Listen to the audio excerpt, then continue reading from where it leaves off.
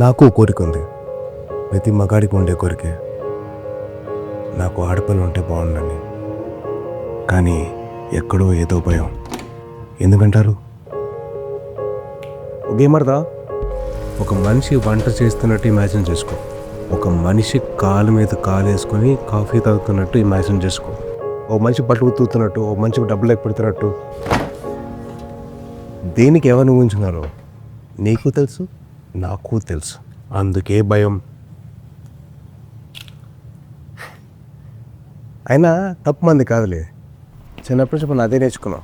ఏడుస్తే అమ్మాయిలు ఎగురుస్తాం అని, ఆటలు ఓడిపోతే అమ్మాయిలు ఆడుతున్నాం అని, చివరికి ఉద్యోగం చేయకపోతే ఆడంగిలాగా ఇంట్లో కూర్చుంటామని. ప్రతిసారి అమ్మాయి అనే పదం తక్కువలాగా వాడడం అలవాటైపోయింది. అందుకే భయం. అమ్మాయిగా పుట్టడం వల్ల తను ఎంత సర్దుకుపోవాలో, ఎంత జాగ్రత్తగా ఉండాలో, ఎంత స్వేచ్ఛను కోల్పోవాలో, ఎంత ప్రూవ్ చేయాలో అనే భయం ఉంది. నేను ఏదో పెద్ద పెద్ద క్రైమ్స్ గురించి మాట్లాడలేదు, రోజు జరిగే చిన్న చిన్న విషయాల గురించి మాట్లాడుతున్నాను. ఆఫీస్లో, ఇంట్లో, పబ్లిక్ స్పేస్లో, ఆన్లైన్లో. అవును, మనం ఎప్పుడు మన అమ్మ, చెల్లి, అక్క గురించి, మన గర్ల్ ఫ్రెండ్ ఆర్ వైఫ్ గురించి, మనతో పనిచేసి మన కొలీగ్ గురించి అసలు ఇంత ఆలోచించలేదే. వాళ్ళు కూడా ఎవరికో కూతురులే కదా బాస్.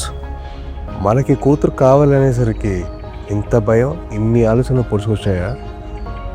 అసలు నేను ఎందుకు ఇంత భయపడుతున్నా? ఈ భయం తగ్గాలంటే ఏం చేయాలి? నాకు తెలిసి సొల్యూషన్ చాలా సింపుల్ అబ్బా. మనం పెద్ద పెద్ద యుద్ధాలు చేయక్కర్లేదు, తొట్టలో కొట్టక్కర్లేదు.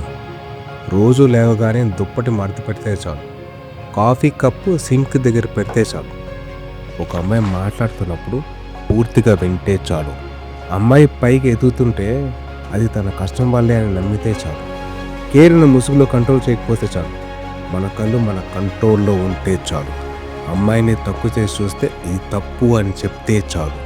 నాట్ ఆల్ మెన్ అని రాయడం కాదు, నాట్ ఆల్ మెన్ అని ప్రూవ్ చేయాలి. రాక్షసులు కొంతమంది ఉంటారు, మాట్లాడకుండా మనకెందుకు లేని దుంకునేవారు చాలా ఎక్కువ మంది ఉంటారు. మరి మనం ఏం చేయాలి? నిలబడాలి. వానర సైన్యంలాగా, మగాళ్ళలాగా నిలబడాలి. అదే మగతనం. నిలబడదాం.